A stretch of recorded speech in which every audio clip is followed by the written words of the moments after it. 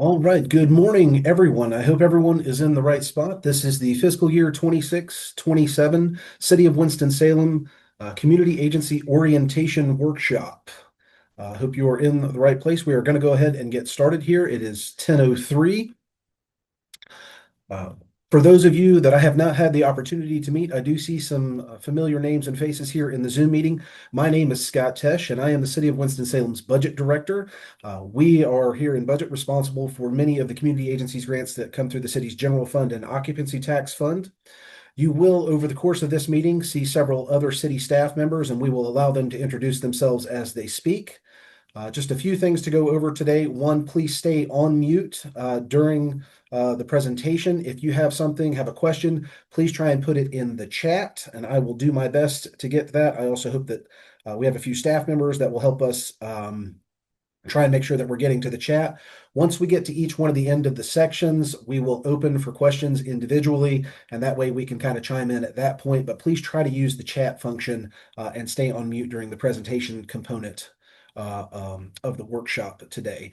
There are a couple of different sections of this. We will go through application process. We will talk about the applications that exist both for local funding and for entitlement funding. We'll review the overall process and talk about the application that's done via the Neighborly portal. We'll talk about the dates. Obviously, the application process has already opened, but we'll talk about when it closes, and then also the schedule for review and ultimately what goes to the city council. Talk about any questions that you have, we'll go through. And then also we have today, just at the end of this, the city of Winston-Salem has recently signed a contract with Una Solutions, and there are opportunities for some of our community-based organizations to do some free grant research through a portal that they have.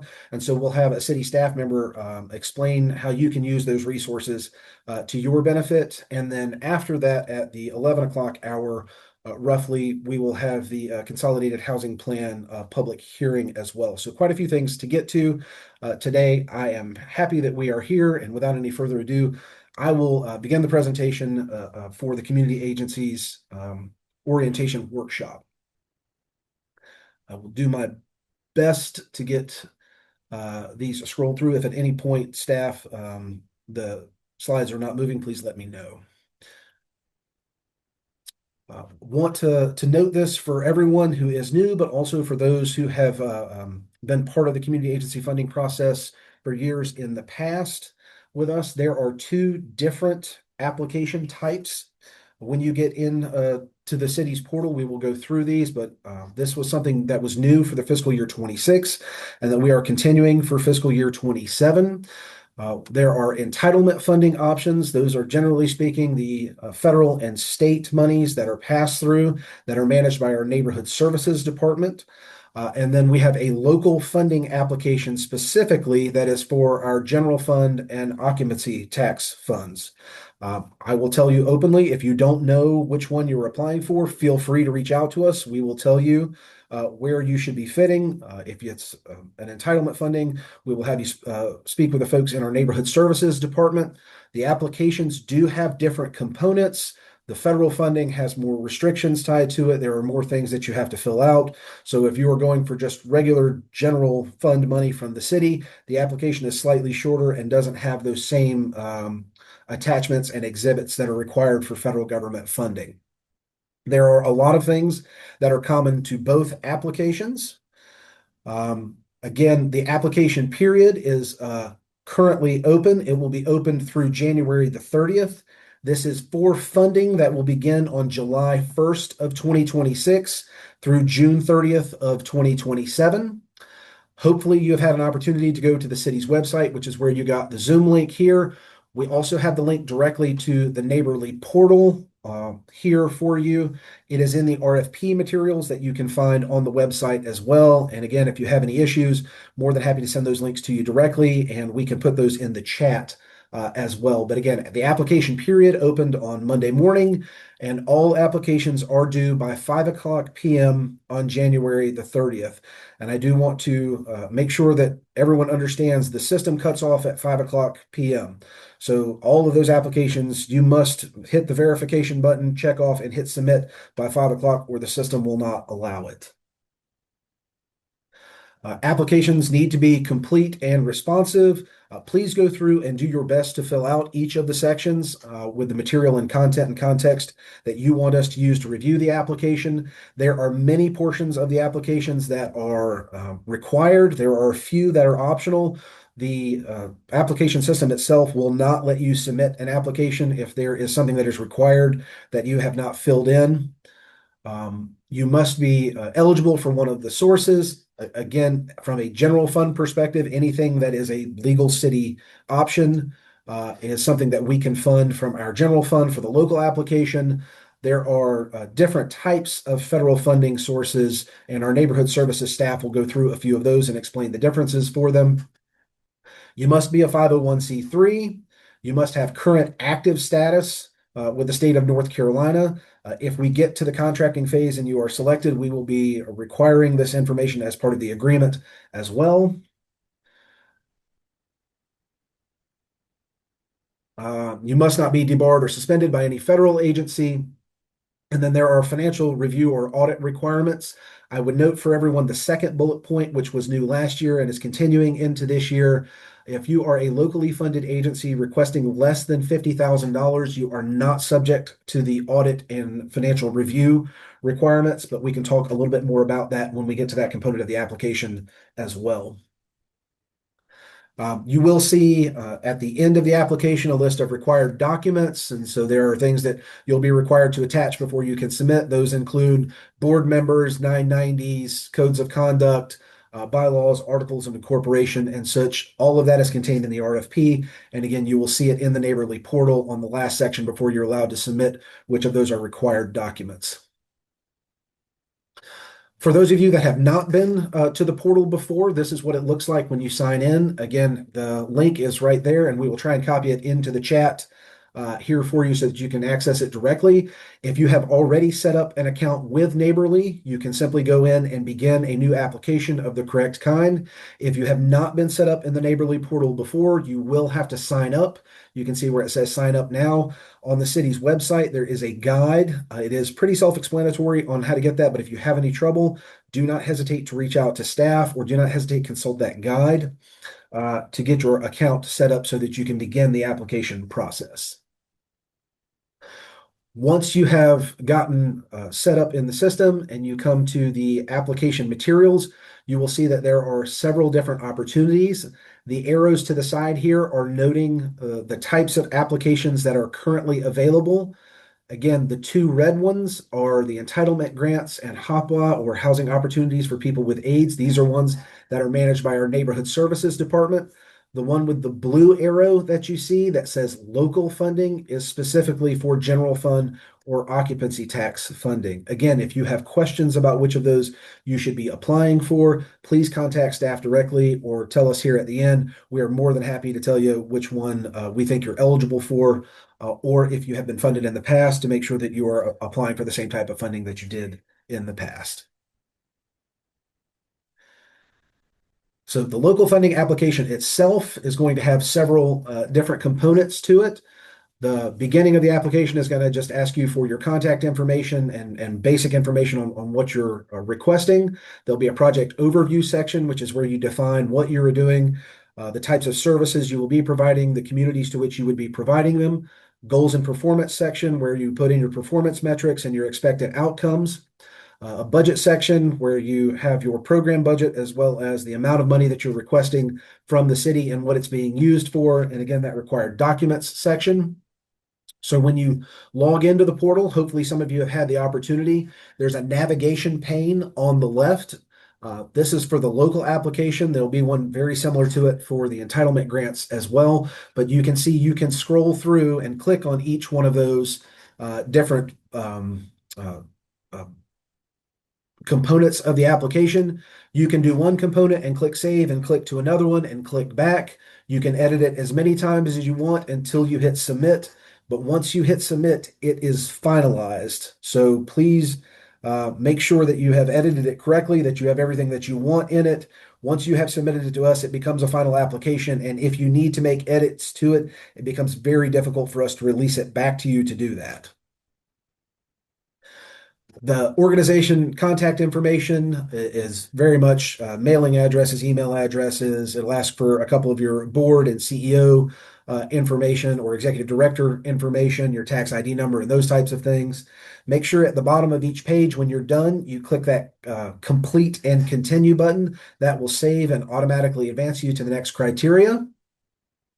We do get a lot of questions about performance metrics and goals. As you can see, this is a screenshot from prior years, but the table will look very similar to this. It's going to ask you for your stated goal, the types of activities that support that. It's going to ask you if you have been in business doing this and done this program in the past, what your past performance looks like, what if you're currently doing it, what your current performance is expected to be to year end, and then what you are expecting to do next year with the money that is provided. We do want to note there, the second bullet point, one of the measurements should be the number of unduplicated participants served. And so that is the number of people you are serving. When we say unduplicated, there are many examples of this that we could give, but if you are a service provider and you see the same person 12 times, the unduplicated number is 1 for that. It's how many people are you touching.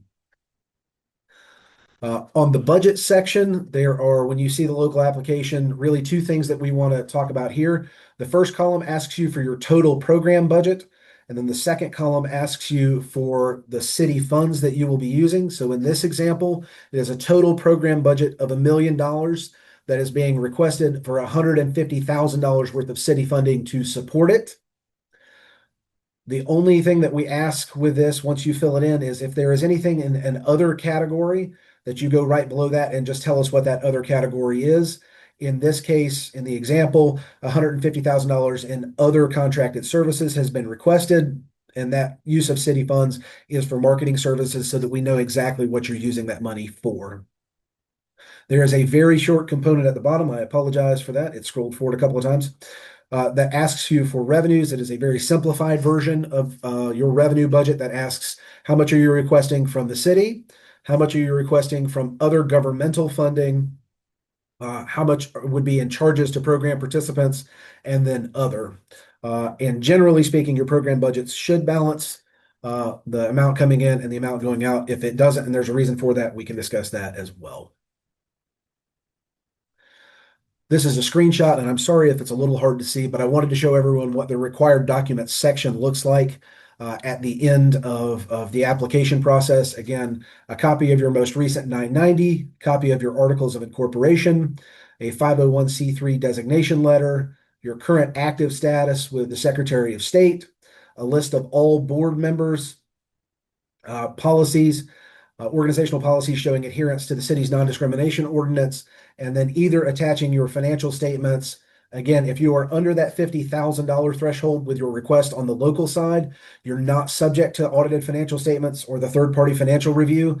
But because it is a required section, if you would be so kind as to just put a small letter in there that says we are requesting less than $50,000, we realize we are not subject to the audit or financial review requirement. 1 or 2 sentences is fine, but the system does require something to be input because it's a required option. Any small note of that kind is absolutely fine. And then there's also at the bottom and other, if there are other things you would like to include as part of your application process, things that you would like city staff to review or be made aware of, you have the option to include other attachments as well. From a scoring perspective, on the local side, total scoring adds up to 18 points. The scoring by subcategory here is exactly based on the questions that are in the application. So there is a 0 to 3 score for description, which is what is the project, to whom are you providing it, how will you be providing the services. The experience factor is either your organization and or key people in your organization, their experience with providing the program. And as you go through the application, it will explain to you and you'll see the questions. But yeah, each section of the application has its own 0 to 3 score for a total of 18 points. Those will be scored by city staff, and the composite scores will be provided to the mayor and city council as they review funding during the budget process. So I will stop there just briefly before we move to the entitlement grants piece and say on the local side here, are there any quick questions that we have before we keep going? I'm going to try and scroll through the chat here and make sure I haven't missed anything.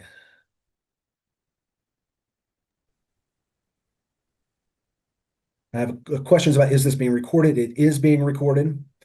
Please slow down. I apologize if I'm going too quickly for you. I'm more than happy to go back and answer any of these questions, but it is being recorded and you will have access to it. We will post it on the city's website either later today or on Monday. There's a question here about how much funding will be given out in local funding. So I will address that. And one other question that I think may come up. Currently, city funding from the general fund is between 900,000 and $1 million. And for the occupancy tax fund, it's in roughly the $400,000 range. The mayor and city council have a winter retreat next week, and part of the agenda for that is to discuss the amount of overall funding that might be available in FY 26-27, and then also to discuss ways in which they may want to provide prioritization to how they would allocate that funding. So I would always say the amount of funding is completely a part of the budget process. It is contingent on whatever the mayor and city council appropriate. There will be a proposed budget, and we'll go through the timeline that the city manager will propose roughly in early May. Council will have several workshops in May, and the budget will be approved in early June. So it is not until that budget approval in early June that we know what the final amount is. But the current overall amount for local funding is about in that $1.4 million range.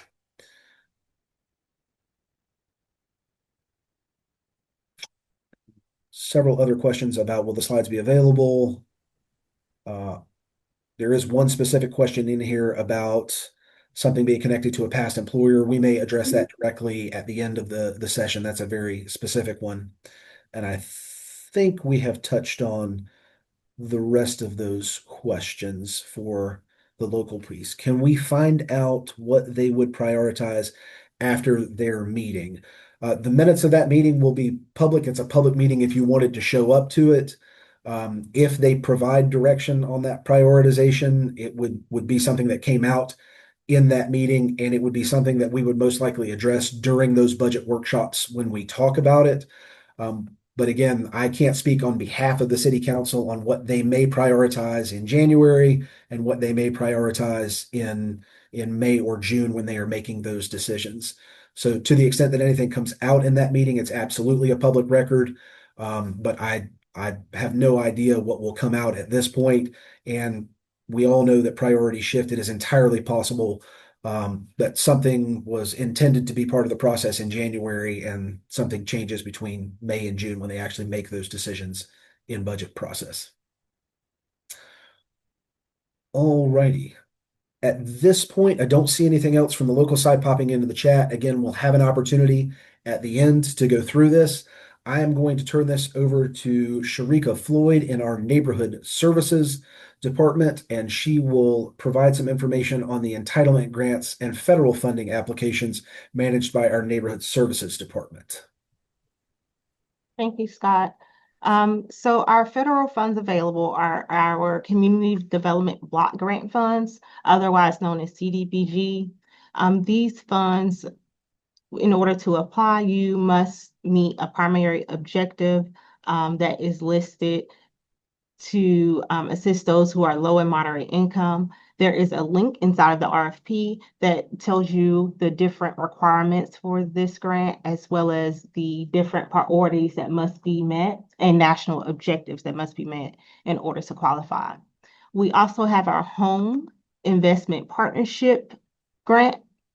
And this grant is for the creation of decent housing and suitable living environments for very low income and low income persons. And also more information available for this grant is on the HUD Exchange website, and that is also available in the RFP. We have our city and state ESG grants, emergency solutions grants. There should be a separate application done for city and for state. So if you are applying for both city and state ESG, two separate applications will have to be done since these are two separate pots of money. These grants are geared towards homeless services and engaging with those who are experiencing street or street homeless, and assisting with rapid rehousing resources. And then we have our HOPWA, so Housing Opportunities for Persons with AIDS grant. And this grant is for a 5-county geographical region consisting of Forsyth, Davie, Davidson, Yadkin, and Stokes counties to provide services to low-income individuals living with HIV and AIDS. And then our housing finance funds provides limited public services such as fair housing activities and activities for low-income households. Scott, you can next. And this is just more information. So CDBG, it's activities benefiting our low and moderate income individuals. So activities around creating jobs, public facilities and improvements. Next. And then we have our home, which is our affordable housing project. So buying, building, or rehabbing affordable housing, rental or home ownerships. And this is also where our CHODOs apply, our community housing development organization. So if you are recognized as one of those agencies, you would apply here as well for that CHODO set aside. Next. And then again, our ESG, if you are applying for state and city, there needs to be 2 separate applications placed for those ESG funds. There cannot be one application for both pots of money. Next. And then again, the HOPWA. So this is a 5-county regional program, and it does tenant-based rental assistance, short-term rent, mortgage and utility assistance, and permanent housing placement for persons who are low income living with HIV and AIDS. And then our housing finance fund is just limited public services, and it provides those fair housing activities and the services for activities for low income households. So our application is on Neighborly. So all applications will be accepted through Neighborly website. The application is broken into these different sections. So you have your organization and contact information. When you first log in, you will have a program overview. That program overview will give you a link to the full RFP for instructions and any information about any of the funds that you are looking to apply for. We ask that you complete Section A. It will have your organization's information, the funding request amount, and your project program and other additional information that will be needed. And then your Project B is your project overview. So giving us more information about what you're looking to do in this proposed project and how this proposed project services will benefit the community. And then looking at strategy and performance will connect how this project will connect to strategic priorities that have been identified by City of Winston-Salem City Council and see what type of service areas your project is focused on, whether that's housing and homelessness, economic development, or whatever that focus it will relate to. In C, you would talk about your organizational capacity. So we would look at the staffing of your organization and how long your organization has been in operation, as well as how well your organization has benefited and served the community of Winston-Salem in the past. There are questions about audits and past relationships with delivering federal funding resources. Section E will go over cost effectiveness. This is where you will input your budget and give more information around what your current budget is and what you are requesting and how those funds will be spent. Next slide. Oh, and I'm sorry. And then section F is your required documents. So all of the documents that Scott displayed earlier, as well as a few additional documents are required in order to apply for federal funding. Next slide. The next sections are based on application type. So if you have income-based projects or services-only projects, you would fill out more questions around what the income breakdown is of the households that you are projecting to serve. In section H, if you are doing a construction or rehab only project, here you will provide more proposed project and plans around what this rehab or construction project would be and the target market around that project. In section I, if you are looking to do emergency shelter only, in this part of the application, you are looking at breaking down the budget of what you are utilizing the funds for emergency shelter. So we will be looking at operating costs versus essential services and how much in each line item. And then in rapid rehousing HMIS only is a similar objective, breaking down the budget of by activity of what you're planning to do. Next slide. And then This is just the brief overview of what the sections on the left menu. As you complete them, they would be checked off, and then you would continue to click here to continue to submit. And at the end of each section, you would click here to continue to select, and it would do the check box to show that it has been done. As long as the application has not been submitted, as Scott said, you can continue to reopen and make changes. Once this has been submitted, you will not be able to make any changes. So we ask that you review your application thoroughly before submitting. Next. So our performance metrics measure table, we ask that you identify 3 goals and performance measures that have been projected, and then what you plan to do in the upcoming year. So we look at our previous year. So your previous year, your current year, and that what you're anticipating in the year moving ahead. And we also look at your unduplicated participants that have been served in those 3 years. Next. And then an application, your budget. So we are looking at a budget breakdown. So your overall agency budget breakdown. So looking at different line items over the last 2 to 3 years, facility rent, things such as your revenues and revenues by category, and determining fiscal responsibility. Next. So our application scoring, we score up to 100 points. The points are determined by project overview. It's by category. So project overview, which is part B of your application, then a strategy and performance, which is part C, organizational capacity, and it goes through each part of your application and scores on a score out of 20, and then it is scored by the city employees and taken to the ESG applications and homeless service applications are taken to our community rating panel to be scored, and then to our Commission on Ending Homelessness for final approval. And the CDBG and home applications are taken to our city staff rating panel.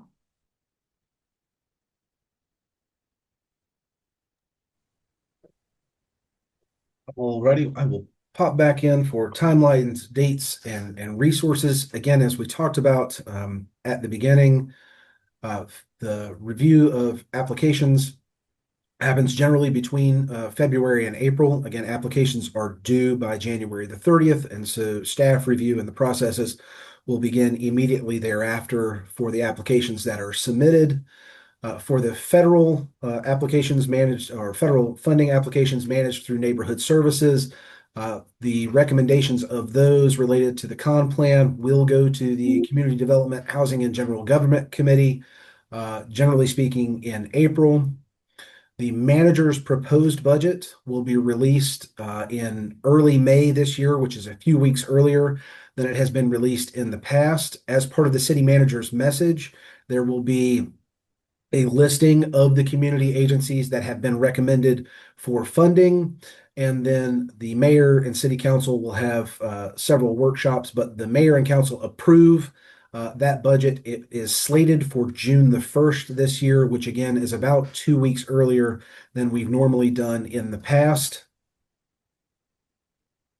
In addition to the orientation workshop that we have today and the questions that will be asked today, we have a technical workshop that will be at 10 o'clock next Wednesday morning. We encourage and invite you to get into the Neighborly portal if you have issues, once you've seen the questions. If you have questions about the context of some of them, please come to that meeting. We will address any and every question individually in those.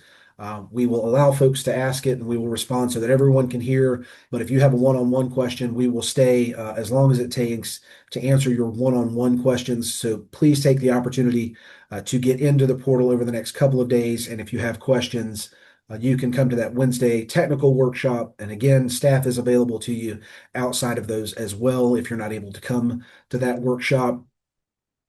It will be virtually through Zoom, and as the link was put up this morning, we will do the same thing next Wednesday morning and have that link available between 8 and 9 o'clock for the 10 o'clock meeting. Do want to stress again that the application deadline is Friday, January the 30th. That says 2025. That's a typo. Obviously, that's 2026. And again, must be submitted by 5 o'clock. The portal itself through Neighborly shuts down for new applications at 5 o'clock, meaning you have to have submitted by 5 o'clock, not simply have started an application. We have again, the Neighborly portal link is there. It is also in the RFP or RFPs as well for both local and the entitlement grant funding. We will post this online. There are several resources. Again, we have our city webpage for contributions to nonprofit agencies. The application, the city strategic plan is located on our strategic planning webpage. There are opportunities for you in your performance areas as well as in the general project description to discuss linkages between the city's strategic planning priorities and how your program or activity can address some of those priorities. And for those who do not have a lot of experience with the types of performance metrics that we're looking for, there is also a recorded video that's about 10 or 15 minutes long that explains the basic types of performance metrics that the city is usually looking for in these applications. And again, all of these are available on the city's community agency's webpage, which is you can type www.cityofws.org/335. You don't have to enter the rest of that. If you just hit /335 and hit enter, it will take you directly there. So we will stop again. I know there were, Sharika provided some information and we've talked about dates and timelines. I know there's at least one question here regarding some of the audit requirements for community agencies. So I will begin to, and several more have popped in here, begin the audit requirements, maybe a little bit different again for local versus for the federal agencies. So I will allow Sharika to come back in and answer that audit requirement question from the entitlement grant perspective. From the local side, if you are requesting less than $50,000, you do not have to submit audited financial statements or a third-party review of any kind with your application. The application portal does have a required section there for those who are requesting above 50 grand. So if you are requesting less than $50,000, we ask that you just put in a letter that says we're requesting less than $50,000. We know we are not subject to those requirements, a simple sentence or two. Again, that's only because the portal itself has that as a required section. If you are requesting more than $50,000, then it does require either if you get a financial statement audit that is done by a CPA firm, then you can submit that for your most recent fiscal year that has ended. Again, if depending on what fiscal year you have, if your fiscal year has ended and you've not had an opportunity to complete that audit, please just submit the one from the most recently completed audit that you have from that fiscal year. There's also the allowance for a third-party review for those agencies who are not large enough to have a standard audit done by a CPA. There are some requirements for those. If there are questions about those, we can address those directly and can do that either at the end of this or in the technical workshop as well. I'm going to try and scroll down here. I see there are quite a few questions coming into the chat. Housing applications only for admin costs. Sharika has answered that one in the chat. But Sharika, if you'd like to speak to it more, feel free to. Okay. There is. So any one that is looking to apply for continuum of care federal funds, those this is not part of that application. So that application cycle has ended as of now, and just continue to check back on when that will be re-released.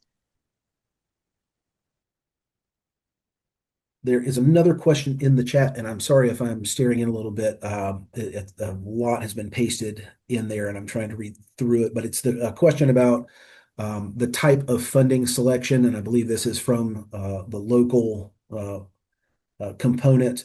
In terms of what is viewed more favorably, generally speaking, if you are looking for one-time funding that is not just continual support of your operating budget, that is looked upon slightly more favorably.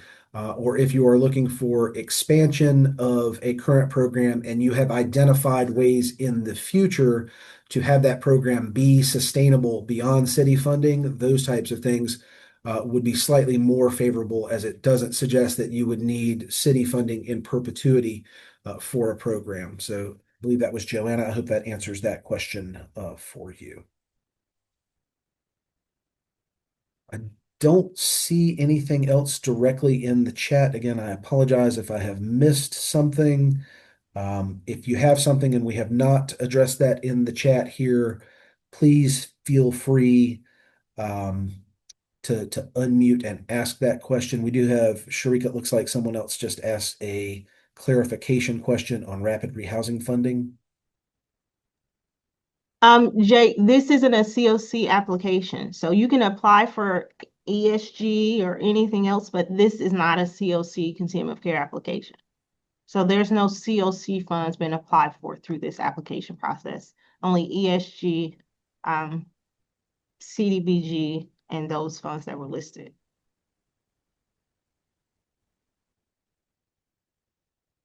I have a question. Okay. I just wanted to check again because I'm not sure if it was the city or the county before that was not as big on helping with capital funding, like for a project to build something. I see that is part of this. And so is that fine? I mean, it's a one-time thing, so that's favorable, but that kind of thing. So, Joanne, I would answer that question two ways. There are a couple of things state law-wise that we can and can't do. And Mhm. so looking unfavorably upon some things in capital may actually be the legal requirements of what we can and can't do.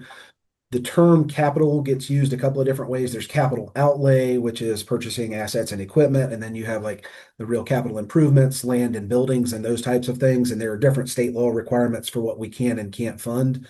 Mm. Generally speaking, I believe the city council is going to look more favorably in the future on things that are more one-time in nature than continuous operating support. So to the extent that we can fund some of those things legally, it is generally, I think, going to be looked at a little more favorably that it's short-term rather than long-term funding for something. That's on the local side. Sharika, again, if you'd like to provide any context differently for entitlement funding, feel free to do that.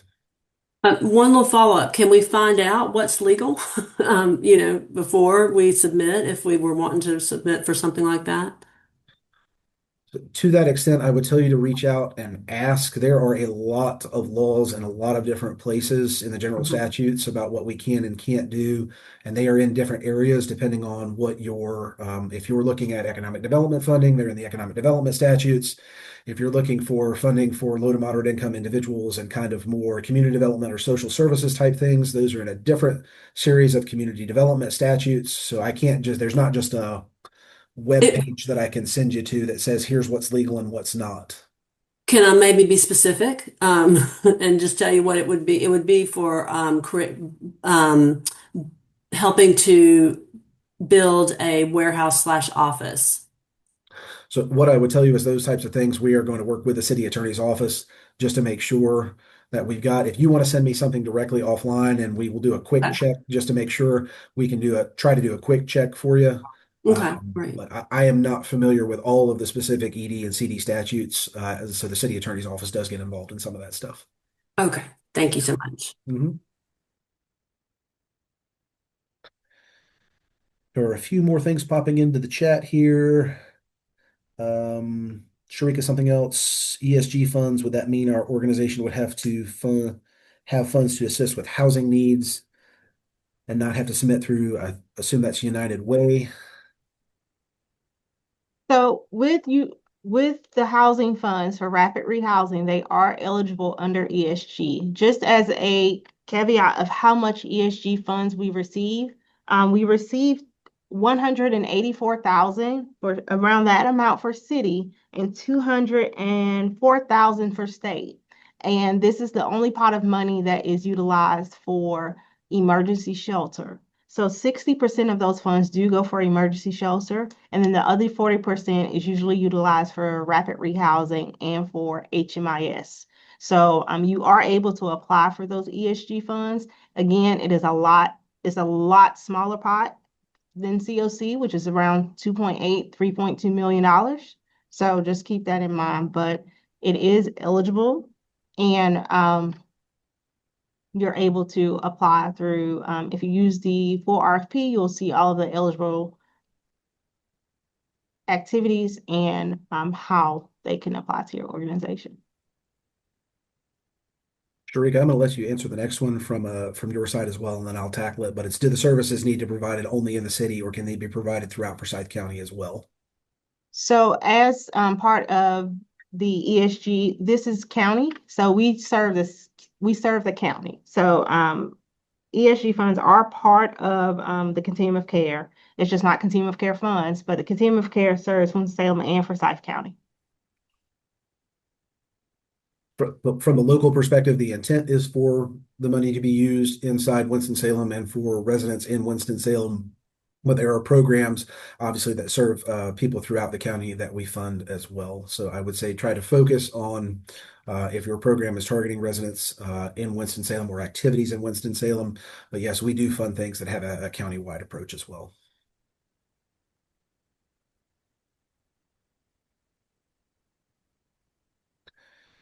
I am not seeing anything else popping into the chat. Is there anyone else that has a question that wants to unmute and ask it? Otherwise, again, we are more than happy to stay at the end here and answer questions as well. Not seeing anything else. Here is the contact information for staff, both for the local side that's managed by the budget office, as well as staff in neighborhood services for those entitlement grant fundings. And I am going to turn it over to Lauren Potter to talk about supporting community-based organizations in Winston-Salem through our UNA solutions. And she has a few things to share with respect to opportunities for you to do some research on other grants. Yes, I hope everyone can hear me. Thank you, Scott.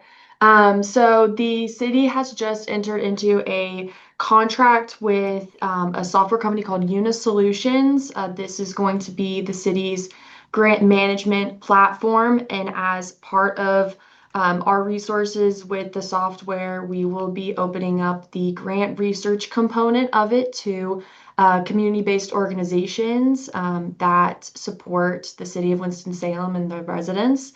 Within this platform, it offers a kind of one-stop shop for federal, state, local, and foundation funding opportunities. So you're not having to, go out and look for singular, organizations and the funding that comes. They'll have it be released with updates, whether that's to their info sheets or to their notice of funding opportunity, whatever that might be. We want this as a resource to help you all search and identify your grants at no cost to you. So how to get access to this, going to the next slide. We have here a QR code that you can use to fill out the grant platform access request. I'm also I just sent the link in the chat box as well. That will bring you to that same request form. In this, we just ask for some information related to your contact and what kind of organization you work for, information related to that.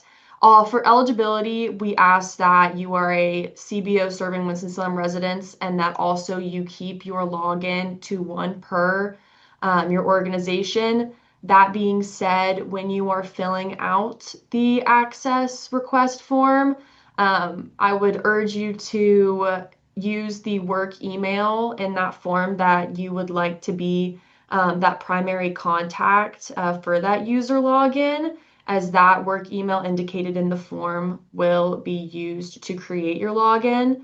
Once you fill out that form, give us about a week and we will create your account in Unisolutions, and then you'll receive an email from likely me with your a user manual created by the city that's specific for community-based organizations using the software.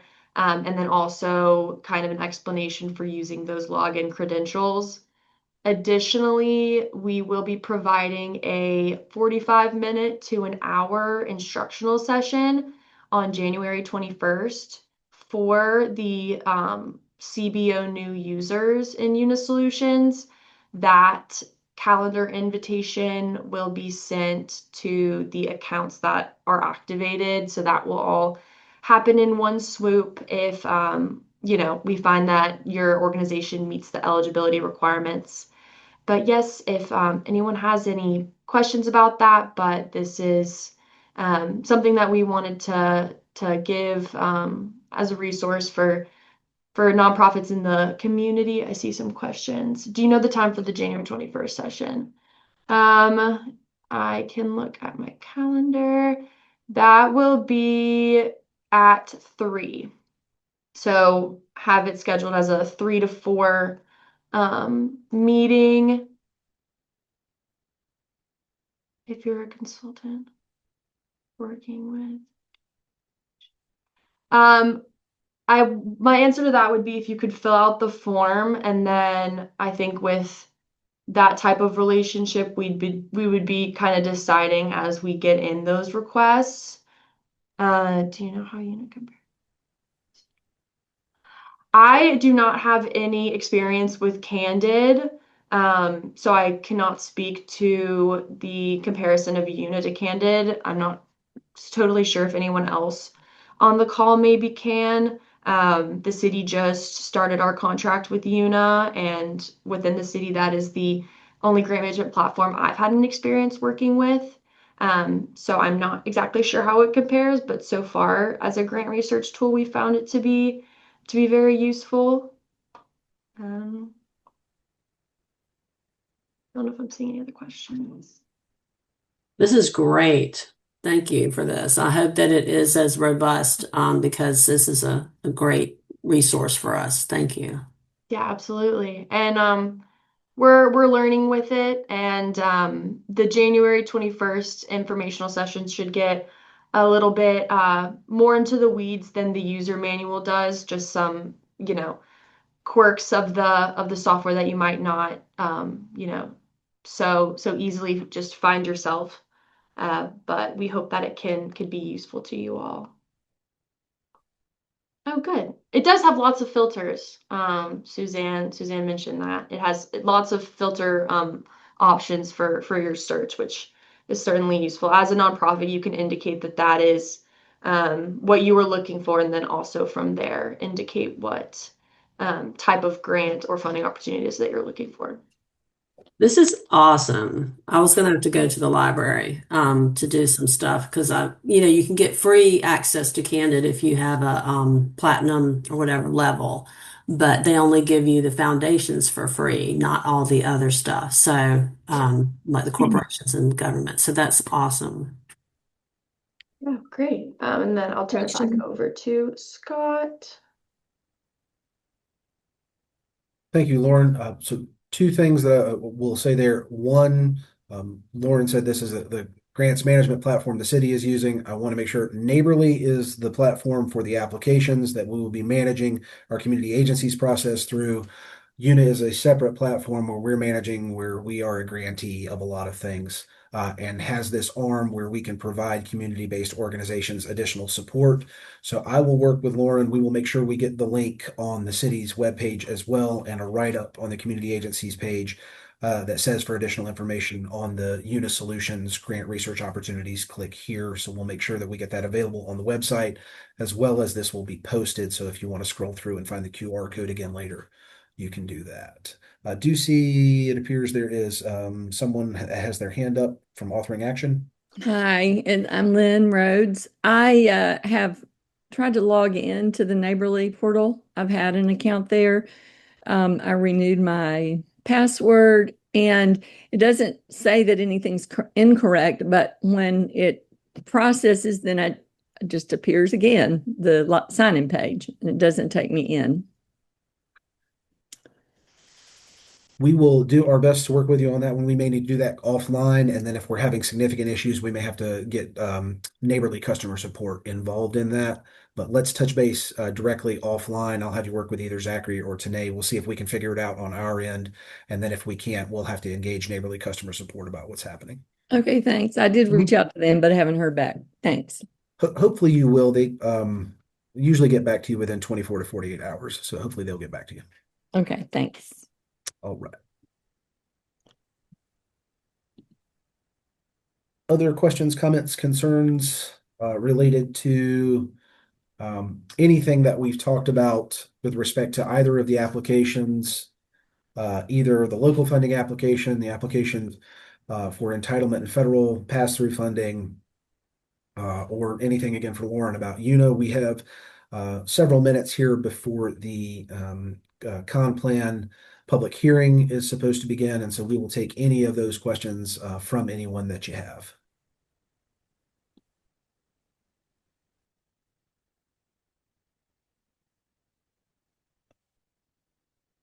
Don't see anyone on my screen using the raise hand application, and I'm not seeing a lot in the chat either. So again, feel free to put something in there. Otherwise, we really appreciate your time this morning. Do not forget the technical workshop next Wednesday morning at 10 o'clock. And do not hesitate to reach out to staff if you're having issues, again, accessing the portal, or if you have specific questions about the application questions and what they're asking. We appreciate your time this morning. And are here for you. We appreciate all the work that our community agencies do to make the city and the community a better place to live, work, and play. And we look forward to working with you in the future. Thank you. Good morning again. I hope that everyone is here for the Consolidated Housing and Community Development Plan public hearing. We will begin here in just a few minutes. Sharika, when you are ready, I will move to the agenda slide. Just let me know. All right, I'm ready.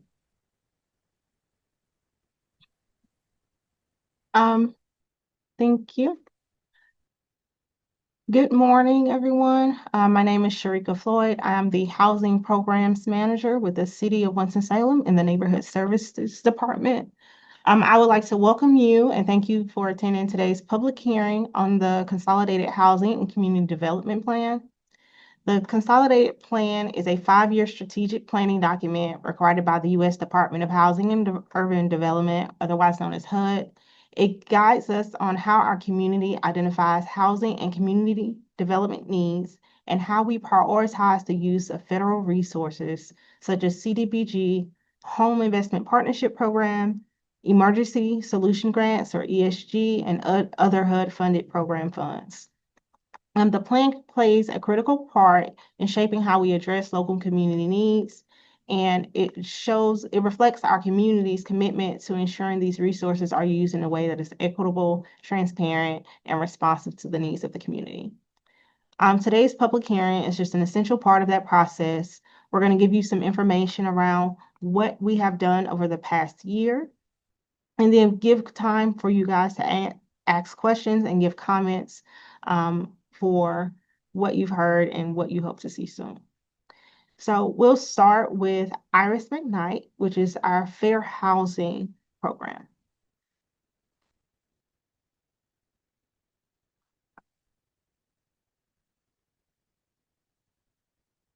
Let's see. Iris, are you on? Okay, so we're going to move to Stephen Harris. Let's see, Michael Blair.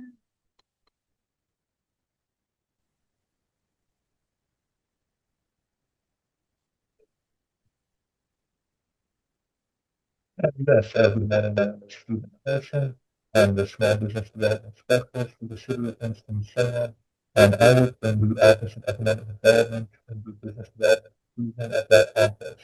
I'm going to give you an update on activities that include the plans that we use.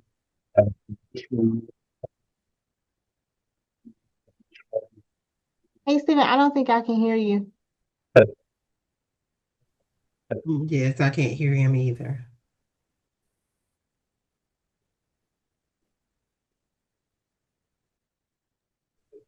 Let me work on this.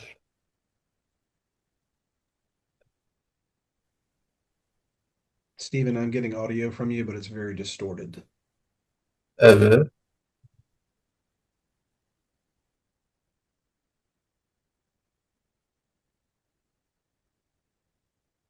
I apologize for that. Let me move through that thing. Again, it is extremely distorted.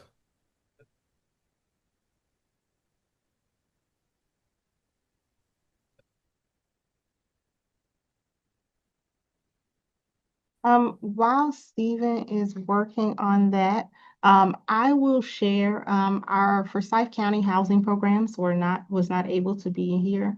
However, they did share a update.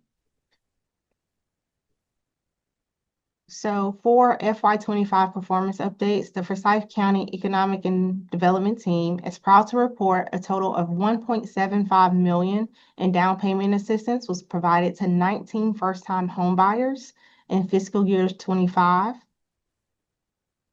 and average of 92,105 per household. All homes purchased were located within the city of Winston-Salem. The average interest rate during FY25 was 6.7%. 63% of the buyers assisted purchased new construction homes. For their rehab project, Forsyth County Community Economic Development Program invested $454,000 in housing rehab funds to 19 homeowners during the period of FY25. Funding was provided in the form of a deferred forgivable loan through a combination of diverse funding sources, including Home Investment Partnership Program funds, North Carolina Housing Agency funds, urgent repair funds, and local match contributions. 68% of the households served were below 50% AMI, and 79% of the households served were elderly. Most common repairs included roof replacement, plumbing repairs, electrical upgrades, and accessibility modifications.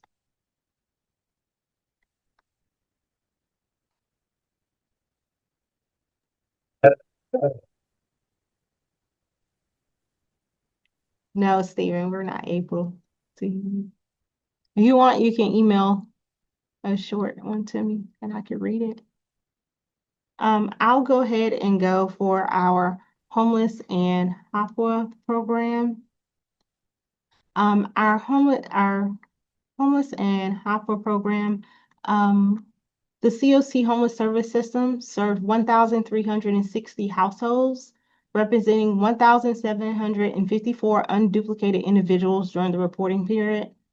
An average of 8% of households served were chronically homeless, demonstrating ongoing prioritization of individuals with the highest barriers to housing instability. The COC during this fiscal year redesigned and fully implemented an enhanced coordinated entry system, resulting in multiple low barrier access points, including 2 in-person walk-in locations and a 24/7 centralized phone access line. The addition of walk-in and 24/7 phone access increased system accessibility for unsheltered households, individuals with limited transportation, and those seeking services outside of traditional business hours. To address increased winter demand, the COC expanded emergency shelter capacity by opening 5 winter shelter locations, increasing available beds, and reducing exposure to extreme weather conditions. The winter shelter expansion strengthened the COC's ability to respond to cold weather emergencies and ensure continued access to safe shelter during peak seasonal need. And while we're waiting on Stephen, Katrina, do you want to go for housing rehab?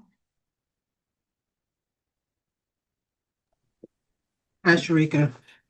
Sure. So overall, we did 21 homes for our turn program and for our emergency program. However, we did not have any for physical accessibility. So we're hoping that next year around fall, we'll have the rehabilitation program piece back, and we will start that to rolling. But on an average, we did about $21,000 per home. So we did pretty good last year. Thank you. You're welcome. Iris?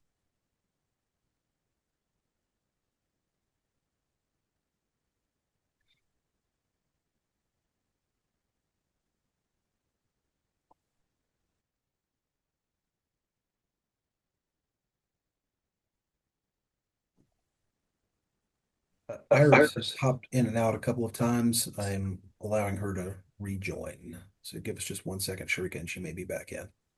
Okay. Ted, are you good to go? Hi, yeah, good morning, folks. Can you hear me? Yes. Perfect. So, as many of you know, the Consolidated Plan serves as the community's roadmap for addressing affordable housing and community development needs. Aspires function as the local public housing authority and plays a critical role in the Consolidated Plan as a key partner to the city. This includes providing data on public housing conditions, participating in needs assessments, collaborating on strategies such as deconcentration of poverty, and improving housing-related activities across the community. As the large provider of affordable housing in the jurisdiction, Aspire currently manages or provides operating subsidies for 1,446 public housing units. These units are located in a mix of conventional public housing communities and mixed income Hope 6 developments. The public housing portfolio includes 3 high-rise towers, Healy Towers, Sunrise Towers, and Crystal Towers, which primarily serves elderly and disabled residents. It also includes 2 older, relatively dense traditional public housing communities, one of which, Cleveland Avenue Homes, is actively undergoing redevelopment, as well as 5 smaller family communities. Our largest program is the Housing Choice Voucher Program. The agency is authorized to administer approximately 4,500 vouchers across all programs and sub-programs, including special purpose vouchers.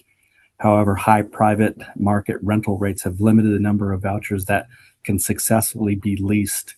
Demand for assistance remains extremely high, with approximately 5,368 families currently on the wait list for the tenant-based voucher program, which was open. Our wait list was open for 3 days in April of 2024. For the applicable consolidated plan year, Aspire's housing goals include preserving and modernizing existing affordable housing through efficient use of capital fund resources, developing new affordable housing units in high opportunity areas, reducing the concentration of poverty in historically underserved neighborhoods, and catalyzing economic development through strategic public-private partnerships. Finally, Aspire and the City of Winston-Salem are co-applicants on the HUD Choice Neighborhood Initiative. This transformative investment supports the redevelopment of Cleveland Avenue Homes community and the surrounding neighborhood. Home and community development block grant funds are being leveraged as part of this effort, and the construction of phases 2 and 3 of the redevelopment is anticipated to begin during the upcoming consolidated plan year. Once again, thank you for the opportunity to present on the consolidated plan.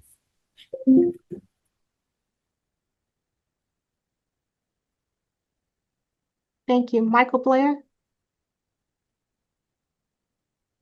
Okay, thank you. Michael Blair, Housing Development. On housing production, basically since about 2018, 2019, there's about 1,900 units that are either somewhat completed or in the process of being completed and contracted right now, which is pretty significant, I think. The average per unit cost is about $19,000 if you add it all up.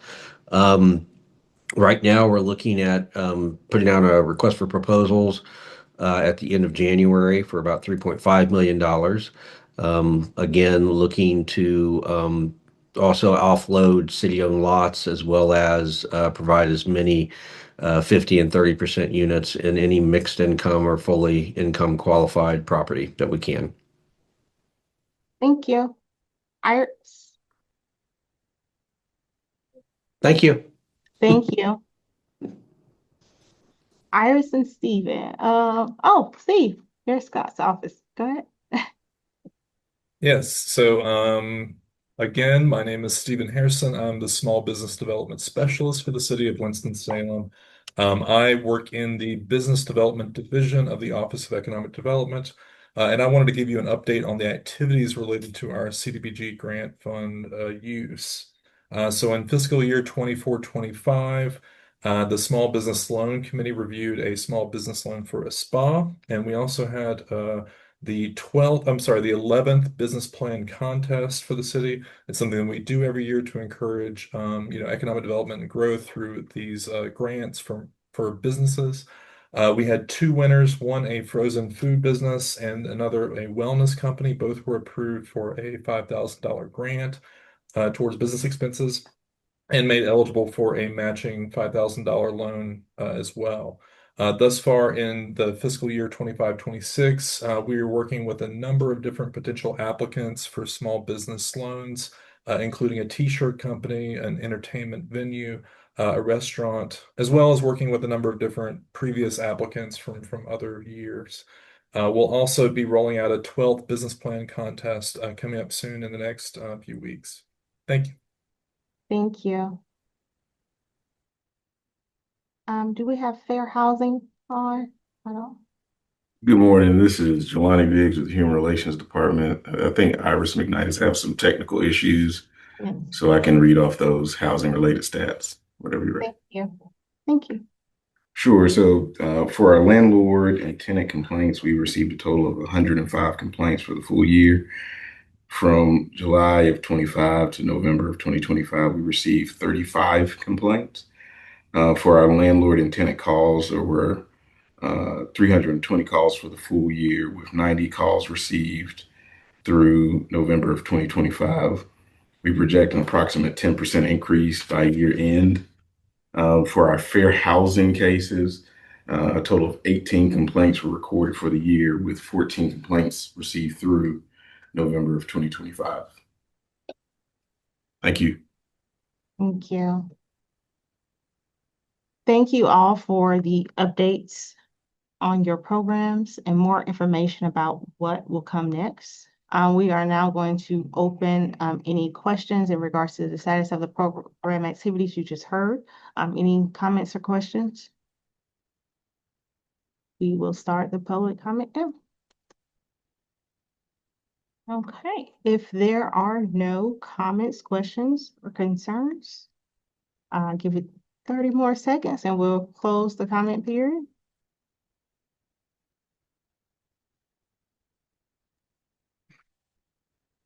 Okay, so if you do end up coming up with any comments, questions, or anything, feel free to reach out to the Neighborhood Services Department. Our contact information was a part of the last slide, as well as you're able to reach us at hcsd@cityofws.org. Thank you all for attending, and I appreciate all of you taking the time to be here today. Thank you. Thank you, Sharika. And thank you, everybody. Thank you, Sharika. Unless you have a reason to continue it, we are going to go ahead and cut the feed and stop the recording as the public hearing is done and the workshop is completed.